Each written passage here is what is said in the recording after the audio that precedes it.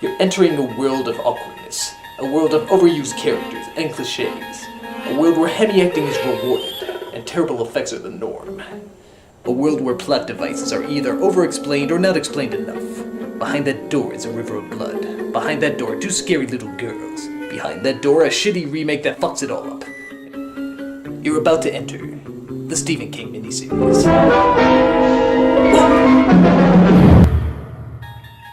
Okay, before you guys go nuts, I want to emphasize I don't hate Stephen King. He's a very talented writer and has written some very good stories. But that doesn't mean I have to like everything he's done. And on top of that, that doesn't mean that the movies and miniseries based on his books are that great either. Case in point, the Langoliers.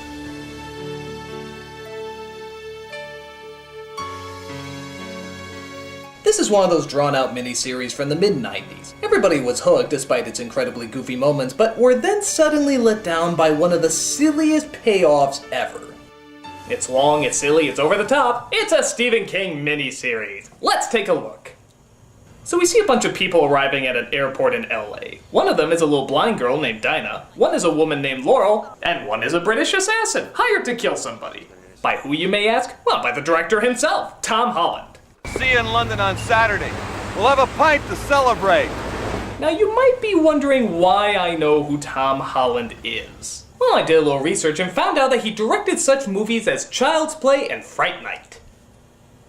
Why does this matter? It doesn't! It doesn't matter at all! They were silly movies then, and they're silly movies now. What's that? Why am I bringing it up then? Well, I guess I'm wondering why his name takes up 2/3 of the credits! I mean, holy shit, his name is huge! You got all these other people, who cares? Tom Holland! Outlined in shiny metallic lettering! It's bigger than Stephen King's name! Well, I guess if this is the same guy who brought us this. Dinner's in the oven! We're in good hands. By the way, while watching this opening, tell me you don't want to hear this music. The white zone is for immediate loading and unloading of passengers only. There is no stopping in the red zone. There's also a pilot played by David Morris who's traveling to Boston as a passenger. So everybody boards the shamefully fake CGI plane and wakes up to a shocking surprise. Most of the people on the plane have just vanished. Would somebody speak to me, please? I'm sorry, but my aunt's gone, and I'm blind. It's all right. It's all right. What's wrong? Where is everybody? They've gone. They've all gone. What do you mean, where's everybody? They're all right here. Wait a minute, you just walked by 10 rows and you didn't notice any of them didn't have people in it? I know you're a pilot, but surely you know planes are more full than this. Where is everybody? What's going on? Aunt Vicky! Aunt Vicky! What the hell is going on here? Will someone shut this brat up? Oh my god. Is that? It is! It's Balky from Perfect Strangers! Oh Jesus, please tell me he gives an over-the-top performance! I have a meeting at Boston's Prudential Center at 9 o'clock this morning. Promptly at 9 o'clock. That's what's important. Oh Lord, we thank you for this performance and the actor you have chosen to give it. Truly he will supply great laughter for this review. So it turns out only a handful of people are left on the plane. All that's left of the other passengers are material items like watches and earphones. Even the pilots have disappeared. But does Balky care about this? Of course not, don't be ridiculous. Now I have 3 questions for you. Number 1, who authorized an unscheduled stop? Number 2, where was that stop made? And number 3, why? You ever watch Mr. Spock on Star Trek? Just if you don't shut your cake hole, you bloody idiot, I'll be happy to demonstrate his Vulcan sleeper hole for you. Did he just make Star Trek sound badass? So he puts him in a nose hold. Don't believe me? Listen. Whoa, a nose hold. See? And that seems to shut him up for a while. Meanwhile, the pilot goes into the cockpit to see if he can radio for help. Air Force Control, this is American Pride, Flight 29. Do you read me? Over? What? But it turns out nobody's responding on the ground, and the pilot's too afraid to land in one of the busiest airports in the world. So where are they gonna go? No, we're heading to Bangor, Maine. Maine! I know we're not playing the Stephen King drinking game, but I don't care. I gotta take a drink to that! Oh. What is your fetish with that place? And of course, Balky doesn't like this at all. This is Bangor International Airport. It'll be our safest bet. I have an important business meeting in Boston this morning at 9 o'clock! My wide-angle lens is about to burst! And I forbid you! Would you please be quiet? You're scaring the little girl. Scaring the little girl! Scaring the little girl! Lady! Did he just get castrated on that line? Scaring the little girl! Scaring the little girl! Lady! Speaking of which, the little girl suddenly sees what Balky is seeing, and discovers that most of his vision is distorted by scary imagery. No,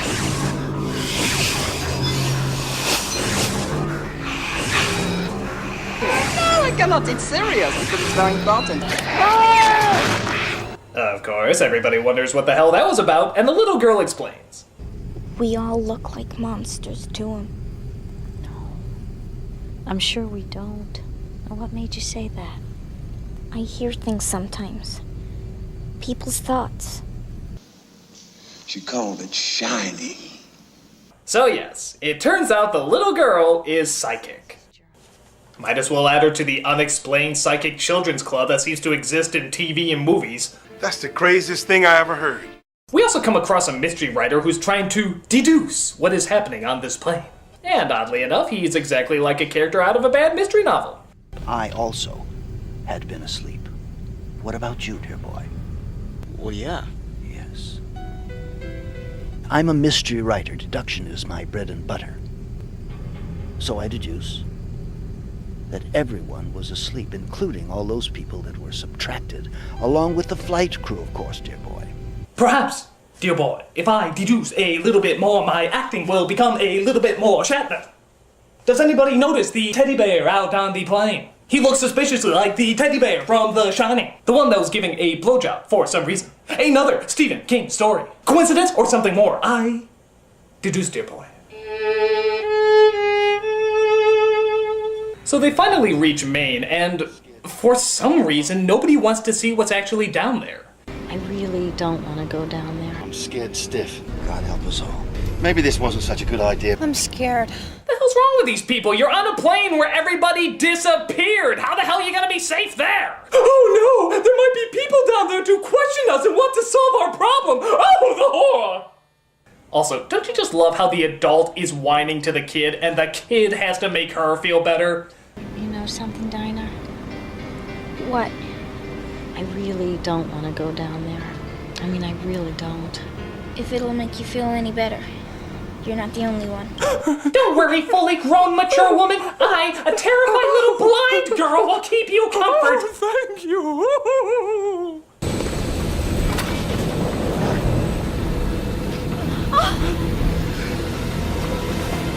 Hey now, looks like somebody's getting a smooth landing over here. Set your Johnson to its full upright position. Oh yeah. Please, I don't want to die. I just don't want to die. And I don't want to say that line anymore, so we're just gonna go with that take. But of course, they land just fine. And as is typical of Maine, it's weird, creepy, and totally filled with things that Stephen King is afraid of. This place smells wrong. Really badly wrong. Honey, we have to investigate. We don't have any choice. Why? Why do we have to? You know she's right. We should go back on the plane and wait to die. Listen. There's nothing to smell and nothing to hear. Oh, this is getting dull. Where's another wide-angle shot of Balky? There we go. You realize I can turn you in for this. Mr. Toomey, are you aware of what has happened to us? There are no excuses. Mr. Toomey? Just terrible. Oh hey! An obnoxious flashback and a crazy parrot! That's 2 Stephen King cliches in one! I don't want the hangover. Apparently Balky has a flashback to when his father was angry because he got an A- in class. An A-? I got a trip to Chuck E. Cheese when that happened! What happens to lazy bums who lie down on the job, Craig? The Langoliers get them? They will eat you alive! Alive and screaming! Well, at least now we know where he gets his hammy acting from. You understand that the economic fate of nations may hinge on this meeting? Right now, I don't have the time. Time! What the hell do you know about time? Ask me about time! Ask me! Okay, I give him 2 more seconds before he fully transforms into a cartoon character. We all know it's coming. You can't hold it back. Ask me about time! Ask me!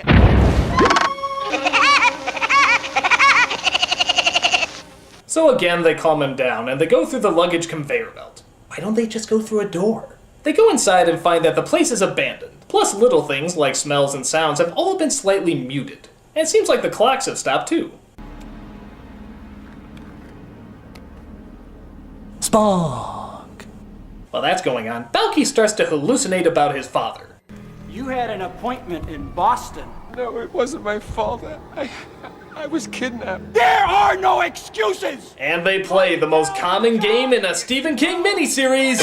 Who can overact with their mouth open the widest? Well, I am going to explode, Father, and I don't give a damn. You know what I did? Oh, not bad. 7 centimeters. Balky's dad's gonna have to really overact in order to beat that size. Love is not part of the big picture! Wow! An astonishing 12 centimeters! You can drive the Oscar Mayer truck through that hole! Congratulations, sir! You're the biggest overactor in this movie! I say that calls for the dance of joy! Hey, hey, hey, hey, hey, hey!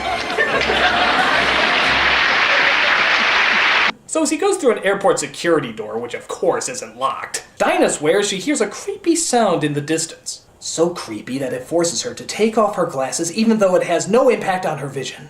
Dinah, tell us what you hear. It's very faint. A really terrible, scary sound. And it's awful. A little like Rice Krispies after you pour in the milk. I'm sorry, what was that incredibly scary comparison again? A little like Rice Krispies after you pour in the milk. Alright, put a search out for these guys. But be cautious, they are part of a complete breakfast. But I know it's closer than it was, because something's coming. There's something making that horrible cereal noise. Did this movie really just coin the phrase horrible cereal noise? Is this a phrase that needs to exist? It's coming! Don't you understand? It's coming! And if we haven't gone by the time it gets here, we're all going to die! We're all gonna die a snappy, crackling, poppy death!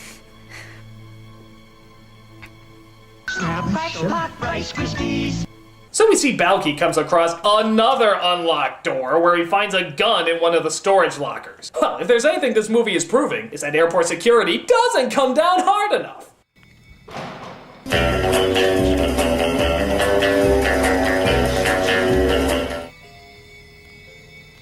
You're out there, aren't you?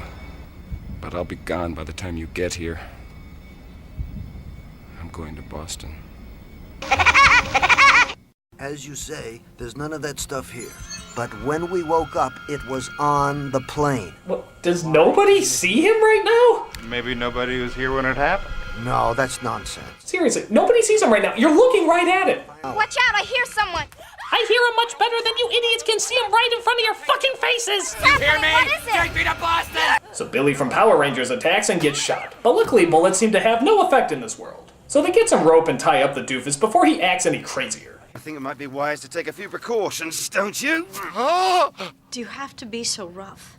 I mean, all he tried to do was kill somebody. That doesn't call for being rough. So this is all very riveting, but I think it's time for another Shatner performance. I think I found a fallacy in our thinking, and it is this. We all assumed as we began to grasp the dimensions of this event. God, I swear his pauses were written into the screenplay. I swear to God. I mean, let's count them. Let's count how many pauses are in this few seconds. I think I found a fallacy in our thinking, and it is this. We all assumed as we began to grasp the dimensions of this event that something had happened to the rest of the world. But the evidence doesn't bear that assumption out. What has happened to us. 9 pauses. That's 9 pauses! Can somebody just tell this idiot to get to the point? Please, Mr. Jenkins, can we get to the point? Every now and then, a hole appears in the stream of time. Not a time warp, but a time rip. So he suggests that might be a time rip that the plane flew into, but that it doesn't work like how most time travel movies say it works. That one can't appear in the Texas State School Book Depository on November 22nd, 1963, and hoped to stop the Kennedy assassination. No, that would be a friggin' awesome storyline. This is the past. So if you could actually follow any of that, they had to find some fuel and escape fast, or else they'll vanish with the rest of time. Dinah, for whatever reason, decides she wants to find out more about these Langoliers that Balky was talking about. Tell me more about them. My father used to say that the Langoliers were little creatures that lived in closets. Like elves. No! Don't be ridiculous. He said that all they really were was hair and teeth and fast little legs. Robin Williams? So that they could catch up with all the bad little boys no matter how quickly they scampered. Stop it. You're scaring her. Yeah, you're scaring the little girl! Scaring the little girl! So everybody realizes that they can't burn the fuel for the plane because fire doesn't work in this world. But Generic McDork here believes that he might have the solution to our problem! I have the solution to our problem! They get to the plane and bring the food and beer that used to have no flavor. But it turns out in the plane, it does! Which means time works okay inside, and therefore the fuel will work as well. However, while everybody's looking at that, Balky escapes and gets himself a knife. But it's okay, the little girl is there to try and comfort him. He's scared to death. I feel so sorry for him. Mr. Toomey, please come out. Well, you know that's really scaring the little girl. Scaring the little girl! Don't you worry, love. We're gonna have you right as rain in no time flat. Listen to me. She's got internal bleeding. We don't get this blade out of her right now, damn quick, she's gonna drown in her own blood. Right as rain, darling, right as rain. She is going to drown in her own blood. Right as rain, darling, right as rain. Drown! So Dorky and the black guy go looking for a stretcher, but Balky is there waiting for him. It's okay, he's a black guy in a Stephen King film. They always turn out fine, right? He's in here, he's in here! You're one of them too, aren't you? A Langolier. You know what figures. This guy has survived 3 Silence of the Lambs movies, and yet it's a Stephen King flick that finally kills him off. I'm telling you, man, the black guy always dies first. Damn! But the dork knocks him out with a toaster in the bag, and the Brit decides whether or not he should kill him. But then he remembers how the blind girl told him to leave him alive, so that's exactly what he does. He doesn't tie up his hands or anything, he just sort of lets the psychotic killer sit there until he wakes up. What secret idiot service did this guy work for again? But, get this, the girl, even though she's been stabbed, uses her psychic powers to make Balky believe she's really there. Hurry, Craig. Now stand, Craig. Stand.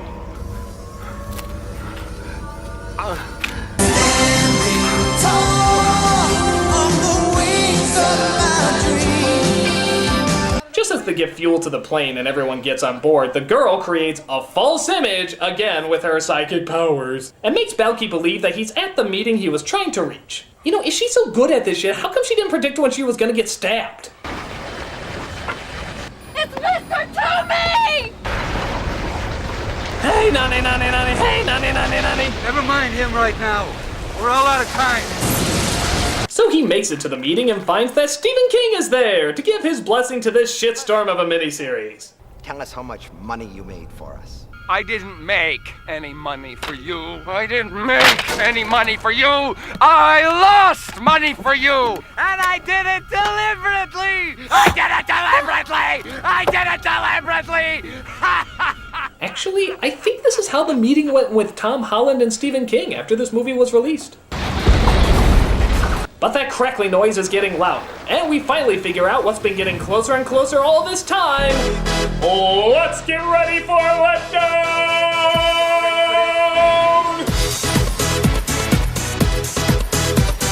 Yep, this is what we've been building to all this time, people. Some of the worst CGI you'll ever see in your entire life. What are you screaming at? They're just overcooked meatballs. Oh god, these are making the spider from It look real. That's how bad it is, people. Come on, just add in the other Pac-Man characters and the goofiness will be complete.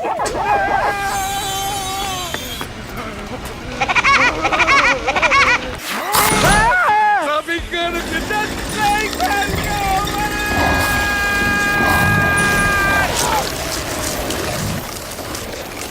a black guy inside in case you want to eat him too.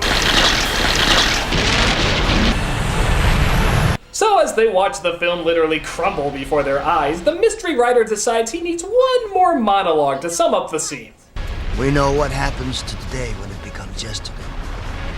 It waits for them, the timekeepers of eternity, always following behind, cleaning up the mess in the most efficient way possible. By eating it. Well, yeah, I guess you can't argue there. It really is the most efficient way possible. Sending giant elephant turds with chainsaw teeth to eat up every half second of time. Boy, God must have been really fucking baked when he came up with that idea. And thus, when all time passes, you will see giant ape testicles that eat up the world like a tuna sandwich. Sorry, could you repeat that? Write it down! So as time is eaten up by killer ski balls, the plane tries to retrace its tracks and make it back to the time rip. What does a most secret classification mean when you've just seen a bunch of killer cannonballs rolling up the world? Well, gee, when you put it like that, it sounds incredibly fucking stupid. We see that Dinah finally dies on the plane. I guess a stab in the lungs takes longer than a stab in the back to take effect. And they finally reach what they've been looking for. Ladies and gentlemen, we have found what we were looking for. It appears to be a sky Gina. Okay, here's my question. Were the pilots who were originally flying this plane taking a look at that thing and saying, yeah, we want to go through that? Seriously, why would they aim for this thing? Wouldn't they consider the safety of the passengers first? Hey Frank, look at that. Is that a sky Gina? Yeah, that's a sky Gina. Isn't that awesome? It's totally awesome. It's so awesome. You dare me to go through it? Yeah, I'll dare you to go through it. I'm totally dare you to go through it. Go through it, man. I'm going through it. It's going to be awesome. Oh, this is the best idea I ever had. But the mystery writer points out that they were all asleep when they went through it the first time, and so they all have to be asleep to get through it again. So they decide to put the pressure up to knock everybody out, but there's still another problem. One of us will have to stay awake to turn the pressure up just before we fly through the rip. So one of us will have to die. Not it. Actually, the British guy decides to sacrifice his life. I guess he's knocked off so many other people, it only seems fair. So everybody gets knocked out and he flies the plane through the rip. I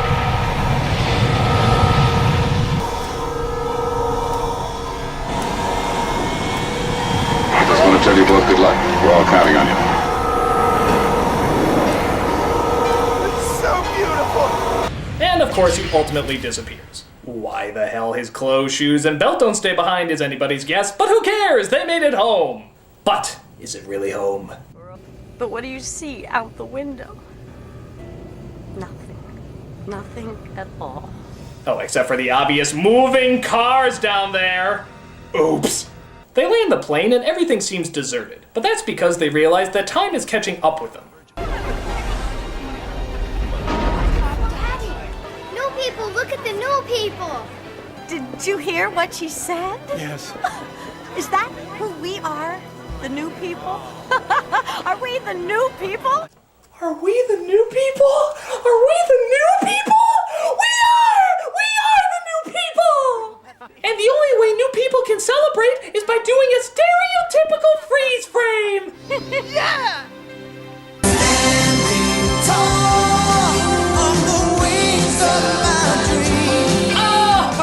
Oh, God, this was stupid.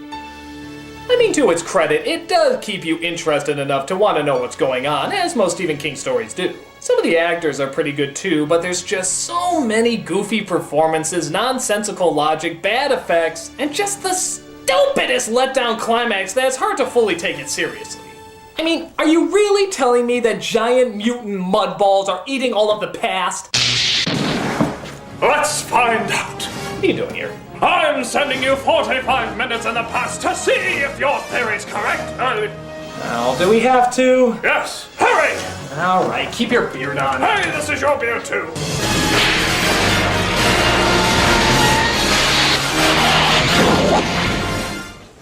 Everything seems to be okay. Yes, Shit. Yeah, I thought we were supposed to eat 2:30. We were supposed to eat 2:30. Well, maybe it was supposed to be 2:35. No, I'm pretty sure it was 2:30. Supposed to eat 2:30. Never mind us. We're just giant floating malted milk balls here. We're nothing out of the ordinary at all. An everyday occurrence. No, man, the sky giant is going to be pissed. I'm blaming you.